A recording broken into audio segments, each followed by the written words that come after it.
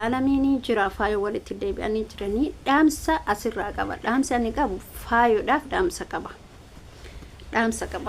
Dhaamsa maalii qabda jechuun keessan hin oolu. Dhaamsiin ani qabu faayoodhaaf dhaamsa qaba. Sabboontu dhalleef dhaamsa qaba. Jiraafillee dhaamsa. Namoota sadii dhaamsa qaba. Namoota sadiin kana dhaamsa ani qabu tokkoffaa faayoodhaaf qaba. Maal inni yoo jettanii faayoo otoo lubbuun jirtu. Otoo ati jirtu jira akka malleen isa harkaan fudhanne. Maaliif akka jedhu beektaa? Mallaqa fudhataa jira malee wanni biraa isa fudhataa hin jiru. Mallaydi gaaf biyya alaatirraa dhufu dhiironni biyya keenya mallaqa nama caalaa mallaqa jaalatu. Haadha warra caalaa mallaqa jaalatu.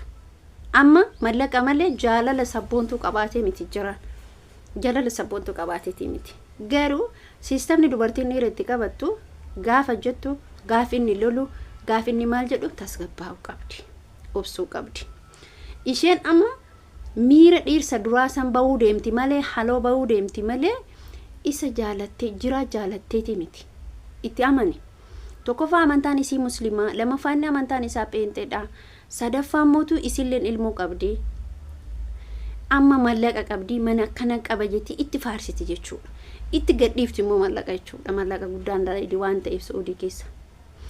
Assalaamu alaykum wa rahmatullahi wa barakatuh. Akkam jirtu naga keessan fayyaa keessan chaanillee naga koota alhamdulillah galata rabbi. Hadda akkuma beekamu waa'ee sabboontuu, waa'ee faayoo, waa'ee jiraatee namoota sadii irraa qabadhee dhufaa jira. Namoonni sadiin kuni dhaamsa kiyya faayoo biraa waan naagaa jedhee otoo lubbuun isiin jirtu abbaa warraa isii hin kutinidha. Akka seera amantaa keessaniitti illee dhiirri keessan dubartii lama fuudhuun danda'u. Isiin immoo wanni na ajaa'ibe keessa amantaa islaamummaa qabattee dhiira biraatirraa dhaluun akka dura baratte ammallee baratte waan ta'eef maatiin isillee an akka ta'e bichaan beeku. Tarii yaada itti malee sabboontuun amantaan isiitu pheenxee ta'uu dandeetti hin beeku waan isin taate jechuudha. Utoo lubbuun hin jirin si harkaan fudhate wanni isin jedhee fi mallaqa fudhate malee jiraan sabboontuu jaalateeti miti. Beekamaadha. Inni kun beekamaadha. Inni kun beekamaadha. Icciitii kana immoo eenyu harkaa qaba? Haati eebbuu harkaa qabdi isiniin jedhee jira. Haati eebbuu TV sabboontuun karuuhii jedhan sana. Haga lubbuutti icciitii hedduu waliin qaban haati eebbuu TV sabboontuun jechuudha. Kanaafuu haati eebbuu xintirraa akka sabboontuun biyya galuu hedduu akka sabboontuun jira wajjin haasoftu ni beekti. Yoo amma wal dho'ifataan hin beeku malee icciitii hedduu waliin qaban turan. Ati abbaa warraa keetii abbaa manaa keetii qabsiiftuu dhiisii waan akka Sumayyaan jette sana agartanii torba du'e sagal gubate sagal fayye akkas godhuun dandeetti. Tashkarakkaruun dandeetti akkuma Sumayyaan jette sana abbaa warraa keetii. Maaliif haqa kee irraa qabda waan ta'eef ilmoo irraa qabda waan ta'eef isis jammar wanna takka jechuun wanna takka indeemuun anti isaas dhiisee deeme dubartii mallaqa qabdu faana fiigu kana garuu inni sammuun isaa sammuu akkamii an dhaamsin jiraa qabu immoo ati nama akkamii erga fuudhuu barbaadde akkuma erga fuudhuu barbaadde dhalaa waan qabne maa fuudhin gaafa san faayoon si dhooqitu jechuudha. Gaafa san faayoon si dhooqitu dhalaa waan qabne maa fuudhin. Sabboontuun mallaqa qabdi dhiira feetee bituu dandeetti sa'aatii kanatti dhiira abbaa fedhe hojjataa fedhe godhuun ni dandeetti. Maaliif ree hamma malleen isuni akkaawwantii yookiin boorsaa isii akkaawwantii maal qabdi amma akkaawwantiin qabdu. Boorsaa isii keessaa laatti jedhee dhumutti sabboontuun gadi taa'an jirtu. Sabboontuun dhiirsa isii san illikii dhiirsa isii san jiratti ba'aa jirti. Jiraan kanan beeku bara. Jiraan nyaatuma isiin amma nyaachiftu, uffatuma isiin amma uffiftu, bashannanuma isiin amma bashannantitu, hoteeluma amma deeman maal jedhan fataa jedhan kana bichaa laala. Garuu malleen isu uudii faayoon agartee beekti. Nuti hunduu argine beekna biyya keessa teenne. Garuu maa inni ree malleen biyya Arabaa biyya kana keessa gaafa seenu salaabii godhata. Hoo jedheetu matara. Isin ajaa'iba. Kanaaf jiraan amma sabboontuu jaallatee deemu odoon taane mallaqa jaallatee deemaa jira. Kawajii baasuu siidha kaatti fayyadama gizeedhaaf mincik godhaa jira jiraan. Fataa wajji jedha. Haa fataa jedhu dhuguma itti faayoo akka tokko bargisee tokko gaafa viidiyoo kee ilaalu kana dhisna jedha. Maaliif itti fayyadamu wajji bashannani jedhu. Wajji bashannani haa wajji bashannanu fataa haa jedhu. Garuu immoo wanni siidhaamu faayoo wanni siidhaamu. Inni kuni jiraan kuni gaafa ka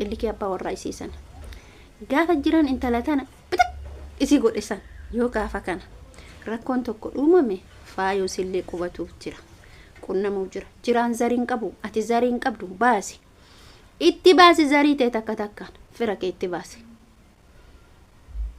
isilleen ilmoo qabdi ergasuu waan tokko uumuu qabdallan itti baasi biyya itti baasi wanni daa'ima kana jibbuuf midhaanumaaf jibbaa miti meetii wanni ilmoo kee kana jibbuuf maaliif jibba midhaanumaaf jibbaa miti garbumaaf jibbaa miti ati daa'ima kana yuutuubii addatti baniif takka qallaba isii kinu galii isii achirraa argatu san meetii kiyyaaf uffata ofii danda'e qallabas ofii danda'e maal gonaree wanni goon jiru bar hisaaba keessa oolchita jechuudha garuu inni wanni daa'ima kana jibbeef waan biraa odoon taane wallahi billahi wan itti alafeeyyu jette itti alafee yani lala waan biraatiif otoon taane midhaanumaaf isii jibbe midhaanoo maatirii tokkorra taa'e maal abbo ilmoo handaaratti barnamni jechuudha wallahi billahi handaaratti ilmoo itti fiigetiniin fudhatee galatee handaaratti ka argan meeqa kamtu handaaratti gateetiniin deebi'ee namni fudhatee guddifata ilma odoo argamteeyu dabalata guddisuu qaba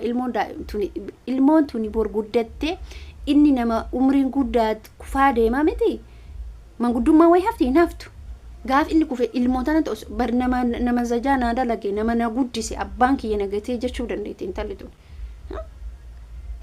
maalifi har'a silaa intala kana ilmoo isaa caalaa laaluu qaba ilmoo isaa caalaa guddisuu qaba maalifi boru harka isa qabdi har'a isii jibbee dhalaa birrii qabu dhalaa kaleessa biyya arabaa tuute wajjin fiiguun isarraa bareedaa odoo ilmoo qabu otoo immoo niitii akkana jirtu qabu leeman ka fakkaatu kana odoo qabu isumarraa hin bareeda jiramarraa yusirraa hin bareeda intala akkana jirtu kana burtukaana kana faayomee maaltu taafe irratti irraa bareeda akka goote mataa cibirbirbirir goote irraa bareeda mee amma eshi haa dhufnu gara sabboontootiif jiratti jiraa fi sabboontuun ammoo yeroo jiraatan inni borcii qaba isin borcii qabdi wayne jechan kalee keessaa dhengaddamu kalee dhamu viidiyoo faayoo hojjetteerratti kolbee tokko keessatti maaloo jette daa'imatti maaloo isaa waluma fakkaata wallahi billahi daa'imni sun maaloo jette maaloo isaa waluma fakkaataniyyuu jette maaliif wan isaa waluma fakkaatan jettu gaafa laallu tokko keessaa qannasuu qaba dhuguma isuma dhugaa sabboontu ruuza akkas godha jira qananiitu akkas godha kuni odoo faayoon akka gaarii isa nyaachisu baatte isa waasu baatte borciin baasu kuni kabaja haadha warra manaatti isin agalu dhiirri gaafa borcii baaftu nyaata bareeda mana keessa qabaachuudha akkaataa akka bakkaami mana keessa qabaatudha isin jedhe daa'imattiin immoo jichi isii hedduu takka nama kolfisiisa baaqaaddas nama jedha gaafa akkas jettu akkamitti daa'imni hamma kana yaada akkasii yaaduu dandeetti isin galee yaada akkasii yaaduu dandeetti gaafa jedhe ilaal hedduu takka kolfe wallahi lazee haasofni isiin haasofte sun baay'ee natti tole maaliif hojjettanii dhuguma yoo ani fakkeenyaaf yoo ani furdadhe abbaa warra kiyya laaxee ila kino akkas ta'uu qaba yoo inni furdate immoo ani akkas ta'uu qaba sijammar silalle dhalaan sheeppii qabaatu qabdi dhalaan furdachuun qabdu ila biyya yeroo ammaa kana maal isin hima shamarran jechuudha wallahi lazee homa argitan ofitti guurtanii borcii keessan hin baasina hin bareedan uffanni sirraan bareedu deemtus teetus sirraan bareedu maaliif sheeppii kee ergachuu amma biyya kana keessatti Itoophiyaa keessatti yeroo guddinni dubartoonni furdoon oduu jiran gaafa furdaddu dubartii takkan arge qabeenya qabdi maali qabeenyati dhugaa miilumti isii kun mooyyee ni argitumti gaafa furdatu dubartiin hin bareeddu uffata faashina feetoo uffatte isii maaliif achuma jirti dhiirri dubartii akkamii jaallata dubartii guddin isii akkas taatu agartanii xiqqannasu nyaata gaafa nyaatan nyaata salaaxaa nyaata goggogaa fakkeenyaaf namni shiroo nyaatu hin gabbatu iyyuu bara shiroo nyaataan taana namni hin gabbatu biddeen shiroo yeroo hundaa nyaatamu salaaxaa nyaatamu fakkeenyaaf amma salaaxaa illee gaafa nyaatu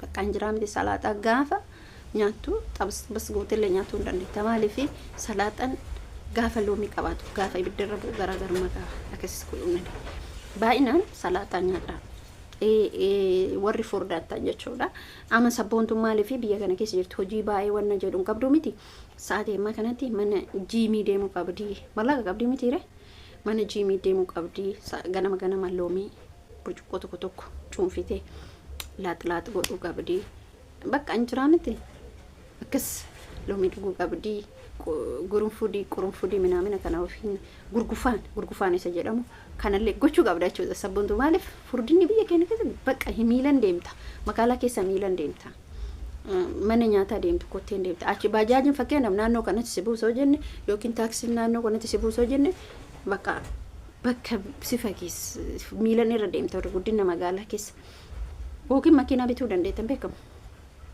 kanaaf jechuudha gaafa deemtu qaamni kun lamaan warriga nama furhuuddaa qaamni isaa kun lamaan warrigaa ni luqa bakka maaliif isin wannin isin dhaamu dhalaan biyya namaa jirata dhugaa rabbi ruuza nyaatan ruuzni nama as keessa jiru baay'ina ruuza jechaa olee dhuguma rabbi isin jedhaa miti isin furdisa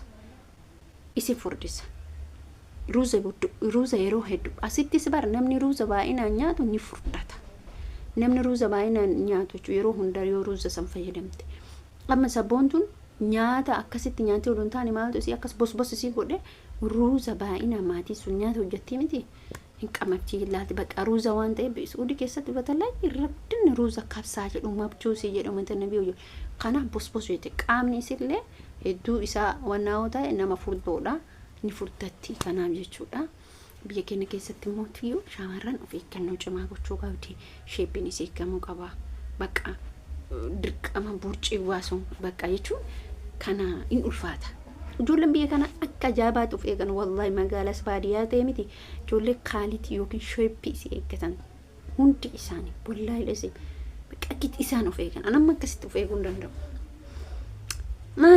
anillee amma furdoodhaa bar waan isin garramu akkas isin jechuuf barbaada viidiyoo kee asumarratti dhaabaa hamma viidiyoo biraatti walitti deebinutti sabboontuu fi faayoo isin haa laaffisu rabbiin isin haa laaffisu